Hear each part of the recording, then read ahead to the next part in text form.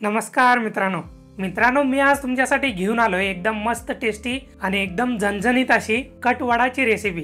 कटवडा चवीला एकदम मस्त लागतो, एकदम झणझणीत असा लागतो। आणि मित्रांनो, कटवडा बनवायचा जर म्हटलात ना तर थोडासा वेळ काऊ आहे। त्यामध्ये मसाला तुम्हाला बनवून घ्यावा लागतो कटसाठी, आणि त्याचबरोबर बटाट्या वड्याला जो बटाट्याचं सारण लागतं ना ते पण चांगल्या प्रकारे करून घ्यावं लागतं। यामध्ये नक्कीच तुमचा थोडासा जास्तीचा वेळ जातो, पण तेवढाच टेस्टी पण बनतो। आणि मी ज्या पद्धतीने कटवडा आज बनवलाय ना त्या पद्धतीने तुम्ही जर केलात त्याची चव तुम्ही आयुष्यात कधी विसरणार नाही, एवढं नक्की। चला तर मग मित्रांनो, बोलण्यामध्ये जास्तीचा वेळ न घालवता फटाफट रेसिपीला स्टार्ट करूया। हो, पण त्याच्या आधी चॅनलला सबस्क्राइब करा, लाईक करा आणि कमेंट करायला विसरू नका। चला फटाफट रेसिपीला स्टार्ट करूया। तर मित्रांनो, रेसिपीची सुरुवात रश्श्यापासून करूया। तर सगळ्यात आधी मस्तपैकी कढई गरम करून घ्यायची। एकदा का कढई चांगल्या प्रकारे गरम झालं ना, आता यामध्ये 2 चमचे तेल टाकून घ्यायचं। तेल एकदा का चांगलं कडकडीत असं गरम झालं ना, आता यामध्ये अर्धा चमचा जिरा टाकून घ्यायचा। आता या जिऱ्याबरोबर हे सगळे खडे मसाले टाकून घ्यायचे। 2 चक्री फूल, 1 तमालपत्र, 2 ते 3 इंच दालचिनी, 5 ते 6 काळी मिरी, 5 ते 6 लवंग आणि 1 मसाला इलायची। या सगळ्या मसाल्यांना तेलामध्ये अगदी 1 मिनिटासाठी परतून घ्यायचं आहे। एकदा का मसाल्यामधला वास सुटायला चालू झाला ना, आता यामध्ये 2 ते 3 चमचे पांढरे तीळ, त्याचबरोबर 1 इंच आलं आणि 15 ते 20 लसणाच्या पाकळ्या, आणि आता सगळ्यात शेवटी 1 वाटी खोबरं यामध्ये टाकून घ्यायचं आहे। आणि आता हे सगळं तेलामध्ये चांगल्या प्रकारे परतून घ्यायचं आहे। आता हे सगळं चांगल्या प्रकारे परतून जर घ्यायचं म्हटलात ना तर 3 ते 4 मिनिट सहज लागतात। गॅस जो आहे ना एकदम मीडियम आचेवरती ठेवायचा, आणि यामध्ये टाकलेल्या तिळाला आणि खोबऱ्याला एकदम लाईट गोल्डन असा कलर यायला चालू झाला पाहिजे, तोपर्यंत परतून घ्यायचं आहे। आता मित्रांनो, यामध्ये 1 वाटी कांदा आणि 1 वाटी टोमॅटो टाकून घ्यायचा आणि चांगलं याला परतून घ्यायचं आहे मसाल्याबरोबर। कांदा आणि टोमॅटो परतून घेण्यासाठी ना ऑलमोस्ट तुम्हाला 5 ते 6 मिनिट सहज लागून जातात। टोमॅटो काय लवकरच मऊ पडतो, पण मेन विषय आहे कांदा। कांद्यामधला जो कच्चा वास असतो ना तो निघून गेला पाहिजे, आणि त्याचबरोबर मऊ पण पडला पाहिजे, तोपर्यंत तेलामध्ये परतून घ्यायचं आहे मसाल्यांबरोबर। एकदा का हे सगळं चांगलं परतून झालं ना, आता गॅस बंद करून घ्यायचा आणि हा जो परतलेला मसाला आहे ना तो थंड होण्यासाठी ठेवून द्यायचा, आणि तोपर्यंत आपण बटाट्याचं जे सारण असतं ना ते आपण तयार करून घेऊया। आता एक दुसरी कढई मी इथं चांगलं तापवून घेतो। एकदा का कढई तापलं ना, आता यामध्ये 2 चमचे तेल टाकून घ्यायचं। एकदा का तेल पण चांगलं गरम झालं ना, आता यामध्ये अर्धा चमचा जिरा टाकून घ्यायचा। जिऱ्याबरोबर पाव चमचा मोहरी टाकून घ्यायची, आणि आता यामध्ये चिमूटभर हिंग पावडर टाकून घ्यायचं। आणि आता सगळ्यात शेवटी 8 ते 10 कढीपत्त्याची पानं टाकून अगदी 1 मिनिटासाठी तेलामध्ये परतून घ्यायचं आहे। हा फोडणीचा जो वास सुटलाय ना तो एकदम मस्त सुटलाय। हिंग आणि कढीपत्त्याचा वास ना भारी येतोय। आता यामध्ये 1 ते 2 चमचे हिरव्या मिरचीचा ठेचा आणि त्याचबरोबर आल्याचा पेस्ट टाकून घ्यायचा 1 चमचा। हिरव्या मिरचीचा ठेचा जो आहे ना तुमच्यानुसार तुम्ही कमी जास्त करून घेऊ शकता, आणि जे फ्रेश आलं आहे ना ते जर तुम्ही खलबत्त्यामध्ये कुटून घेतला तर एकदम भारी। आता मित्रांनो, यामध्ये उकडलेले बटाटे टाकून घ्यायचे। बटाटे जे आहेत ना अशा पद्धतीने हाताने फोडून घ्या। 4 ते 5 मीडियम साईजचे बटाटे मी आधीच उकडून ठेवले होते।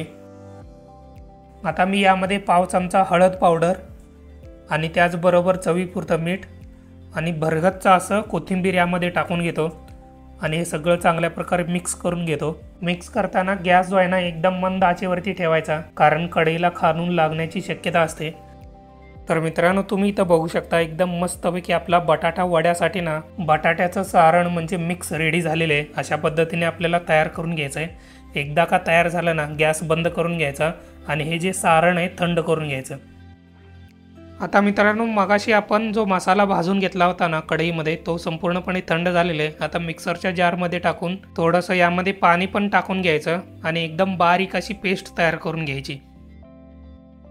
आता मित्रांनो, तुम्ही इथं बघू शकताय मसाला पेस्ट मी तयार करून घेतलेला आहे एकदम बारीक असं। हे अशा पद्धतीने तयार करून घ्यायचं आहे। रस्स्यासाठीचा मसाला तर आपला रेडी झालेला आहे। आता आपण रस्सा तयार करून घेऊया। त्यासाठी कढई मी चांगलं तापवून घेतलेलं आहे। आता यामध्ये 8 ते 10 चमचे तेल टाकून घेतो। तेल एकदा का चांगलं कडकडीत असं तापलं ना, आता यामध्ये 1 चमचा जिरे, अर्धा चमचा मोहरी, 8 ते 10 कढीपत्त्याची पानं, अर्धा वाटी बारीक कापलेला कांदा, पाव वाटी बारीक कापलेला टोमॅटो, हे सगळं टाकून तेलामध्ये चांगलं परतून घ्यायचं आहे 3 ते 4 मिनिटासाठी। कांदा आणि टोमॅटो चांगला मऊ झाला पाहिजे आणि कांद्याला थोडासा सोनेरी असा कलर यायला चालू झाला पाहिजे, तोपर्यंत तेलामध्ये परतून घ्यायचं आहे। आणि मित्रांनो, अजून एक, तुम्हाला जर रश्श्यावरती मस्तपैकी कट हवा असेल ना, तर यामध्ये तुम्ही थोडंसं तेल जास्तीचं वापरा, म्हणजे एकदम लाल भडक असा कट येतो वरती।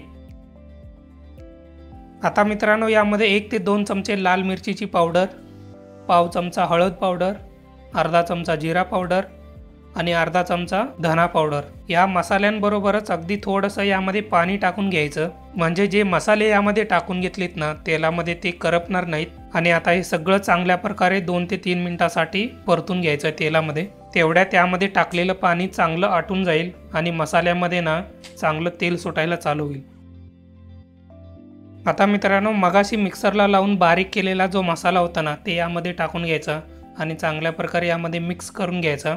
आणि त्याचबरोबर हा जो मसाला आहे ना 6 ते 7 मिनिटासाठी चांगला परतून घ्यायचा आहे तेलामध्ये, म्हणजे या मसाल्यामध्ये जे पाणी आहे ना ते चांगलं आटलं पाहिजे आणि त्याचबरोबर मसाल्यामध्ये ना परत तेल सुटायला चालू झालं पाहिजे, तोपर्यंत मसाला परतून घ्यायचा आहे। आणि त्याचबरोबर मित्रांनो, अशा पद्धतीने तुम्ही झाकण पण लावून घेऊ शकता वरून, आणि जे झाकण आहे ना थोडंसं उघडं ठेवायचं आहे, की जेणेकरून आतमधलं जे वाफ असतं ना ते बाहेर निघेल। झाकण जरी लावलात ना चमच्याने अधूनमधून हलवत राहा, जेणेकरून मसाला खाली लागला नाही पाहिजे, म्हणजे करपला नाही पाहिजे।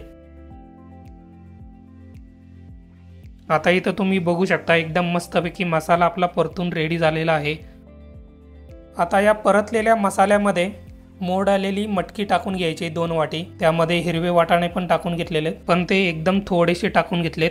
आता हे सगळं मसाल्याबरोबर चांगलं मिक्स करून घ्यायचंय, चांगलं एकजीव झालं पाहिजे। आता मित्रांनो, यामध्ये पाणी टाकून घ्यायचंय, 5 ते 6 ग्लास मी पाणी टाकून घेतो यामध्ये। तुमच्या आवडीनुसार तुम्ही कमी जास्त पण करून घेऊ शकता।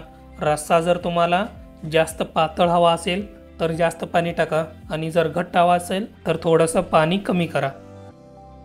आता मित्रांनो, यामध्ये चवीपुरतं मीठ टाकून घ्यायचं आणि त्याचबरोबर कोथिंबीर भरपूर सारं टाकून घ्यायचं आहे आणि चांगल्या प्रकारे मिक्स करून घ्यायचं आहे। हा जो रस्सा आहे ना आपल्याला 15 ते 20 मिनिटासाठी चांगलं शिजवून घ्यायचं आहे, वरती चांगला कडक असा कट आला पाहिजे। जोपर्यंत आपला रस्सा शिजून रेडी होतो ना तोपर्यंत आपण बेसनाची स्लरी तयार करून घेऊयात, ज्यामध्ये आपण बटाटा वडा बुडवून तळणार आहोत। त्यासाठी मी 2 वाटी बेसन इथं घेतलेलं आहे। आता या बेसनामध्ये चवीपुरतं मीठ टाकून घेतो आणि त्याचबरोबर 1.5 वाटी यामध्ये पाणी टाकून घेतो। पाण्याचं जे प्रमाण आहे ना बेसनावरती ठरतं, कारण ज्या क्वालिटीचं तुम्ही बेसन घेता त्याप्रमाणे पाणी पण थोडंसं कमी जास्त लागू शकतं, त्यामुळे पाणी जे आहे ना एकदम टाकू नका, थोडं थोडं करून टाका। मी यामध्ये 1.5 वाटी टाकून घेतलेलं आहे आणि अशा पद्धतीने एकदम मस्तपैकी आपला बेसनाची स्लरी तयार करून घेतलेली आहे बघा। हे बघा, अशी कन्सिस्टन्सी पाहिजे आपल्याला। आता यामध्ये चिमूटभर सोडा टाकून घ्यायचा, खाण्याचा सोडा। आता हा सोडा पिठामध्ये चांगल्या प्रकारे मिक्स करून घ्यायचा आहे। सोडा जो आहे ना पिठाबरोबर चांगला एकजीव झाला पाहिजे, तोपर्यंत चांगलं मिक्स करून घ्यायचं आहे। आता मित्रांनो, तुम्ही इथं बघू शकताय आपला रस्सा मस्तपैकी रेडी झालेला आहे। वरचा कट बघा कसा आला, एकदम कडक। तर मित्रांनो, कट वड्याची तयारी मस्तपैकी झालेली आहे, ऑलमोस्ट झालेली आहे। आता फक्त बटाटा वडा आपल्याला तयार करून घ्यायचा आहे। बटाट्याचं जे सारण आहे ना ते पण संपूर्णपणे आता थंड झालेलं आहे। आता बटाटा वडा तुम्हाला ज्या साईजचा करायचा आहे ना त्या साईजचा तुम्ही इथं वडा तयार करून घेऊ शकता। आधी गोलाकार करून घ्यायचा आणि त्यानंतरनं थोडंसं त्याला चपटं करून घ्यायचं, हे बघा अशा पद्धतीने, आणि गोलाकारमध्ये तयार करून घ्यायचा असा, जशी आपली रेग्युलर टिक्की असते ना तशा पद्धतीने तयार करून घ्यायची। आता राहिलेल्या सारणाचे पण अशा पद्धतीने मी टिक्की तयार करून घेतो। आता मित्रांनो, मी इथं तेल पण चांगलं तापवायला ठेवलेलं आहे। आता बघितलं तर मीडियम असं तेल तापलेलं आहे। तेल जे आहे ना एकदम कडक पण तापायला नको आणि एकदम थंड पण असायला नको। आता तुम्ही इथं बघू शकताय पिठाचा एक थेंब मी तेलामध्ये टाकून घेतलेले, तर जे थेंब आहे ना ते पटकन वरती आलेलं आहे आणि थेंबाचा जो कलर आहे ना तो पण चेंज नाही झाला। जर इथे तेल एकदम कडक असं तापलेलं असेल ना ते थेंब पटकन वरती पण येतं आणि त्याचा कलर पण एकदम चेंज होतो। आता मी वडा जो आहे ना पिठामध्ये चांगला कोट करून घेतो आणि तेलामध्ये सोडून देतो। हे बघा, अशा पद्धतीने कोट करून घ्यायचं आहे चांगल्या प्रकारे आणि वडा तेलामध्ये सोडून द्यायचा। जेवढे वडे कढईमध्ये बसतात ना तेवढेच सोडून घ्या, जास्त वडे सोडू नका। जास्त वडे सोडल्यामुळे ना तेल जे आहे ना एकदम थंड होतं, त्यामुळे वडे जास्त तेल पितात आणि वडे तेलकट बनतात। वडे सोडल्यानंतर तेलामध्ये चांगले सेट झाले ना ते पलटून घ्यायचे आलटून पालटून एकदम चांगल्या प्रकारे कुरकुरीत होईपर्यंत आणि वड्यांना वरून छान सोनेरी कलर येईपर्यंत तेलामध्ये तळून घ्यायचे। तर मित्रांनो तुम्ही इथं बघू शकता एकदम मस्तपैकी सोनेरी असा कलर आलेले वड्यांना वरून आणि छान कुरकुरीत पण झालेले आहेत। तर अशा पद्धतीने आपल्याला तेलामध्ये तळून घ्यायचे। तर मित्रांनो फायनली आपला बटाटा वडा एकदम मस्तपैकी कुरकुरीत असा रेडी झालेला आहे। सगळ्या गोष्टी एकदम चांगल्या प्रकारे रेडी करून घेतलेल्या आहेत। आता आपण वाढून घेऊयात एका ताटामध्ये। हे बघा अशा प्रकारे एका प्लेटमध्ये वडे ठेवून घ्यायचे आणि वरून मस्तपैकी रस्सा टाकून घ्यायचा आणि रश्श्याबरोबर तुम्हाला लालसर असा कट आवडत असेल ना तर वरून टाकून घ्यायचा आणि मस्तपैकी पावाबरोबर किंवा बिना पावाचा पण तुम्ही कटवडा खाऊ शकता। टेस्टला एकदम अप्रतिम लागतो, एकदम भन्नाट असा लागतो। मग काय मित्रांनो कसा झालाय कटवडा? एकदम मस्त झालाय की नाही?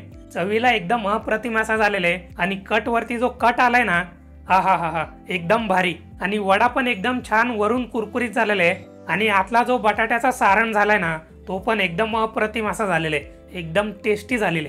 तर मित्रांनो तुम्ही पण तुमच्या घरी एकदा नक्की ट्राय करा एकदम मस्तपैकी एकदम झणझणीत असा कटवडाची रेसिपी आणि मला कमेंट करून सांगा तुमचा कटवडा टेस्टला कसा झाला तो।